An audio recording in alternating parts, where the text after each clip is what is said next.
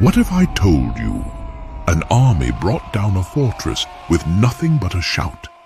A city sealed shut, its gates locked, walls so high, so thick, no force had ever broken through. Unshaken for generations, armies feared it. No one dared challenge it. But then came a nation with no weapons, no ladders, no catapults, just trumpets and silence. For 6 days they marched and said nothing. But then on the 7th day, what happened next would shake the world and echo for generations. This isn't just the story of a wall collapsing. This is the story of a promise fulfilled, a people led by faith, and a God who conquers without lifting a sword. This is the story of the fall of Jericho.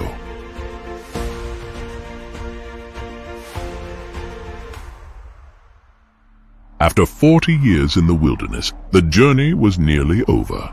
Israel had crossed the Jordan on dry ground. The river that once stood between them and the Promised Land had parted by the hand of God. Their feet touched Canaan's soil for the first time. Joshua now led the people, a new leader for a new chapter. Behind him stood a nation shaped by manna, miracles, and mercy. Ahead of him loomed a city like no other, Jericho.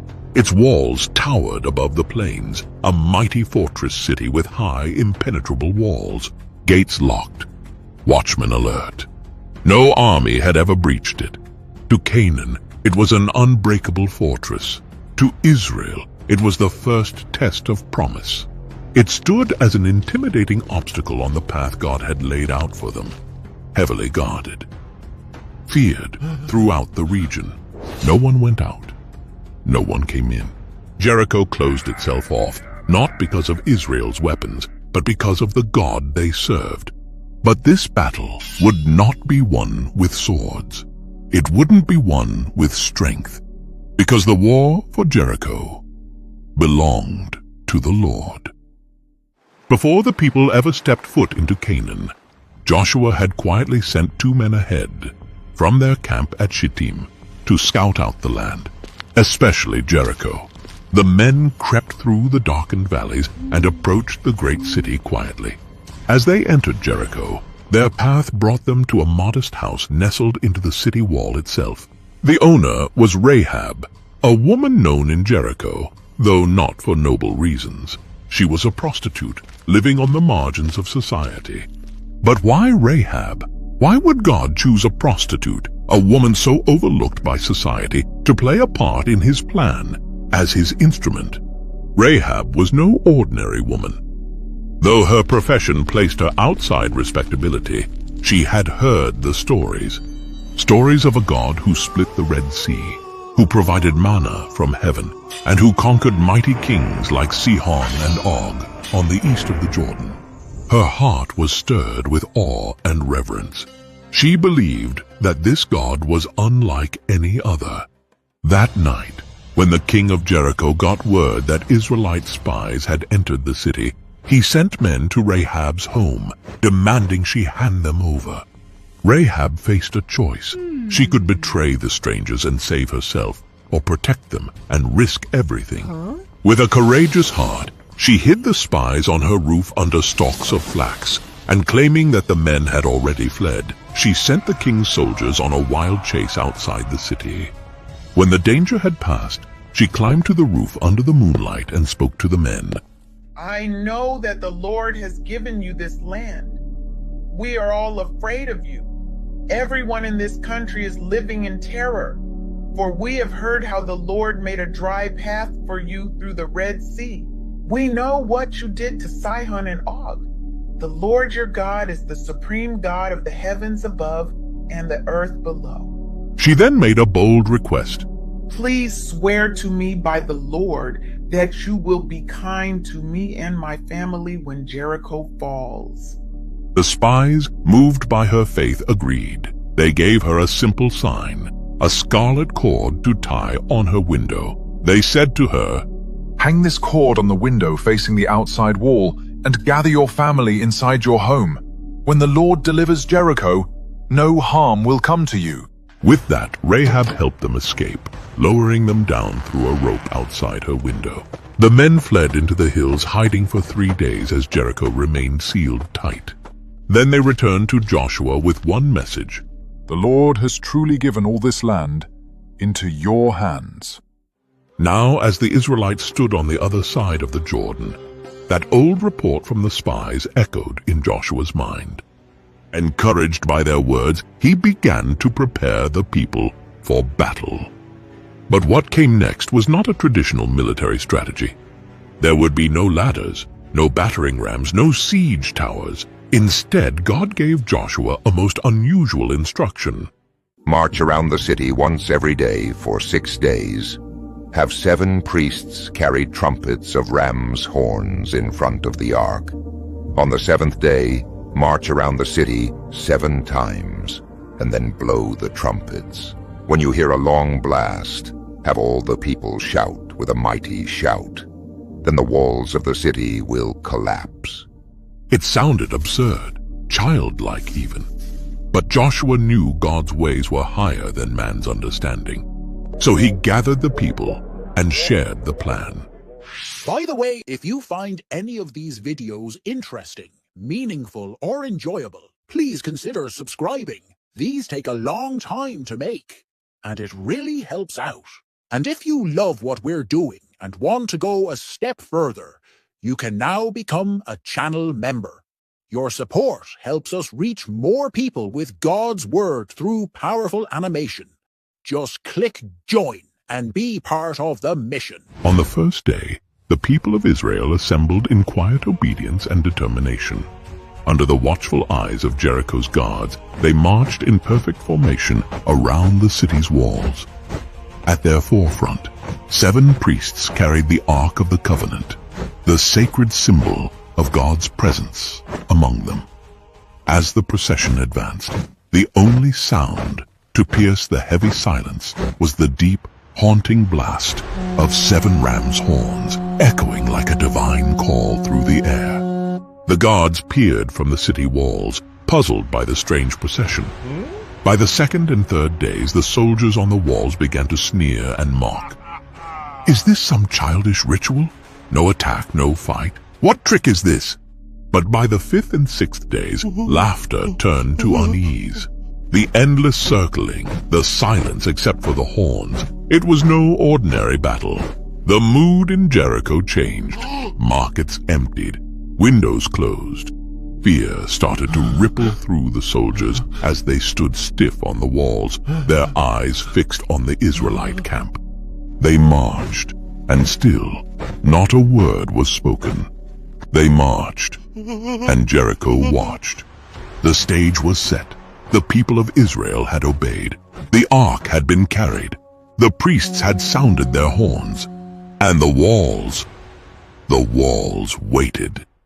As the first light of dawn crept over the horizon, the camp of Israel stirred with purpose. This was no ordinary morning.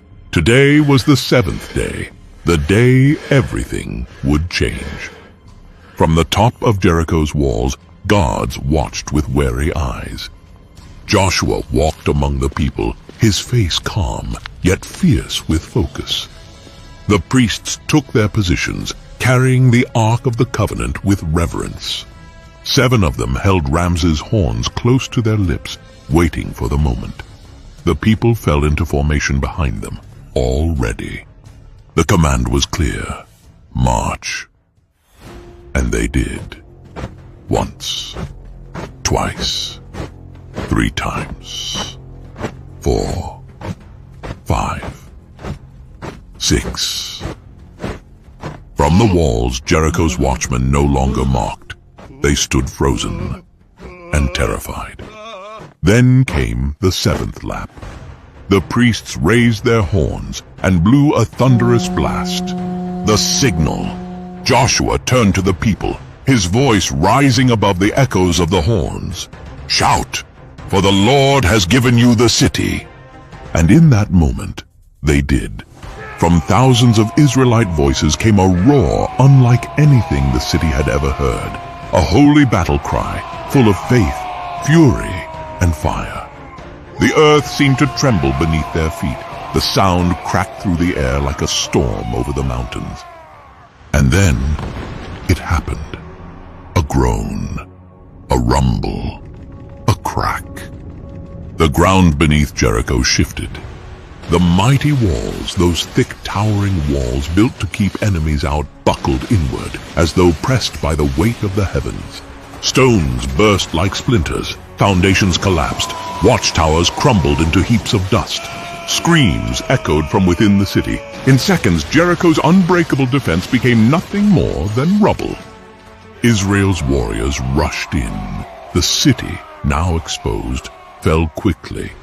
But one house, one section of the wall, remained intact. The home of Rahab. Surrounded by her family, her parents, her siblings, even distant relatives, she held her breath. She had obeyed. She had believed. And now she could only trust. Then, two figures rushed in. It was them. The same spies she had once hidden under flax on her rooftop. Now they had come to keep their word. "Rahab," they called, "come quickly, come!" Just as they had sworn, the spies led Rahab and her family out of the city before the destruction was complete. Rahab and her family were brought outside the camp of Israel for purification. But her story didn't end there. She wasn't just spared, she was welcomed, adopted, brought into the people of God. Her past no longer defined her. Her faith did. The rest of the city was burned, and everything in it, except for the silver, gold, bronze, and iron, was set apart for the Lord's treasury, because this victory belonged to God alone. As the smoke rose over the ruins, Joshua turned to the people and pronounced a curse upon the ruins of Jericho. "Cursed is the man who tries to rebuild this city. At the cost of his firstborn he will lay its foundation. At the cost of his youngest he will set up its gates." The victory at Jericho was more than just a military win. It was a spiritual triumph. It signaled to all of Canaan that the God of Israel was with his people. Word spread like wildfire. Kingdoms trembled. Kings began to form coalitions, fearing the approach of Joshua and his God-led army. But for Israel, the fall of Jericho was a test of obedience. Had they tried to take the city by their own methods, they would have failed. But because they obeyed, even when it made no sense, they saw God move in power. For Rahab, it was a new beginning. She was no longer Rahab the prostitute, but Rahab the faithful, grafted into the nation of Israel.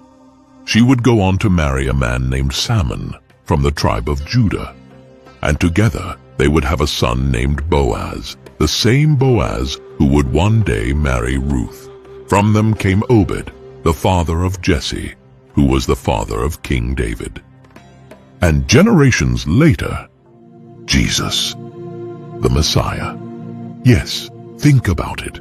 Rahab, a pagan prostitute from a condemned city, became a direct ancestor of the King of Kings. Why? Because she believed. Because she acted on that belief. Because she hid the spies, hung the scarlet cord, and entrusted her life to the God of Israel. The story of Jericho is more than just a chapter from ancient history.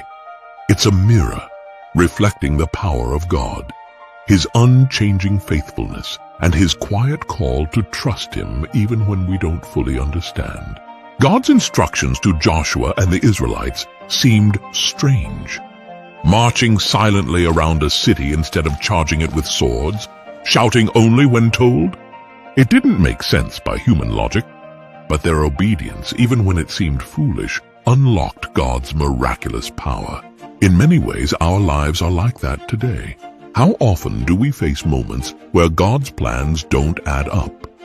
Where the path seems unclear and our faith is tested? Sometimes he asks us to move forward, step by step, without seeing the full picture. In those moments, obedience isn't easy. It often feels risky, even scary. But just as with Israel, obedience is the doorway to miracles. The Israelites did not conquer Jericho by their strength or clever strategy. They won by the hand of God. Our victories in life over guilt, brokenness, addiction, loneliness, injustice, temptation, and many more are not won by might or power, but by the Spirit of the living God working in and through us. And then there is Rahab. Rahab's story shines a light on a truth that can change everything. No one is beyond God's reach. No past is too dark. No mistake too great. Rahab was a woman with a complicated past, living on the edge of society, yet her faith saved her.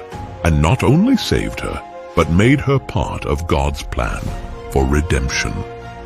She became an ancestor of the Savior himself.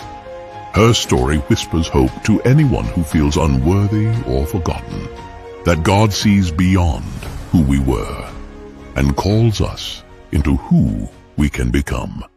So, what walls are standing in your life today? Fear? Doubt? Past mistakes? Like Jericho's walls, they seem unbreakable. But when faith meets obedience, when you trust God beyond what you can see, those walls begin to fall. When God leads, victory comes. Trust Him beyond your understanding and watch what He will do. If you haven't subscribed yet, please don't forget to do so. It really helps us continue providing you with amazing videos like this.